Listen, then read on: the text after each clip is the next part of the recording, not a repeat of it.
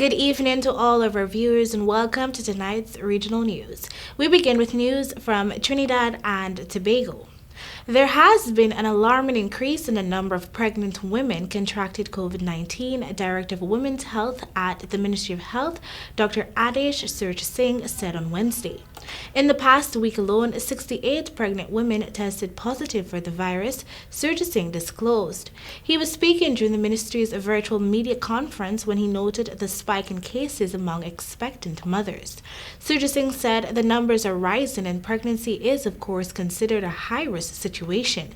You're more likely to end up getting very ill or ending up in an intensive care unit, and worldwide we've seen maternal deaths.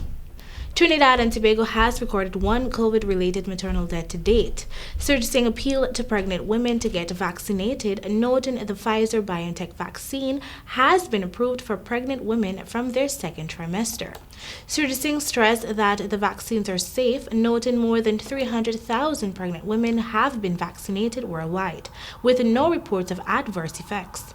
In Trinidad and Tobago, more than 155 pregnant women have been vaccinated over a 5-day period since the rollout of the program, and the ministry is aiming to vaccinate at least 1,000 eligible women monthly, Surj Singh said. In Jamaica, Prime Minister Andrew Holness has announced an extension of the lockdown periods to help cut the surge in COVID-19 cases and hospitalization. In making the announcement at a press conference on Wednesday, Holness said the previously announced no-movement days have created positive results. He cited that the reproductive rate of the virus has seen a slight drop from 1.4 to 1.1. As such, the no-movement days will continue from Sunday, September 5 to Tuesday, September 7, and then from Sunday, September 12 to Tuesday, September 14. The island-wide curfew will continue to start at 7 p.m. and end at 5 a.m. the following day, and on Saturdays, the curfew will start at 6 p.m.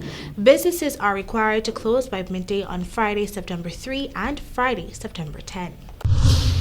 And now for some international news. A state of emergency has been declared in New York City after it was hit by record rainfall and flash flooding as a result of Tropical Storm Ida. Footage on social media showed water pouring into subway stations and people's homes and flooded roads. New Jersey also declared an emergency and reported at least one death. The National Weather Service said it had recorded 3.15 inches or 8 centimeters of rain in New York's Central Park in 1 hour. The remnants of Hurricane Ida have been pushing north across the east of the country, having hit Louisiana as a Category 4 hurricane on Sunday.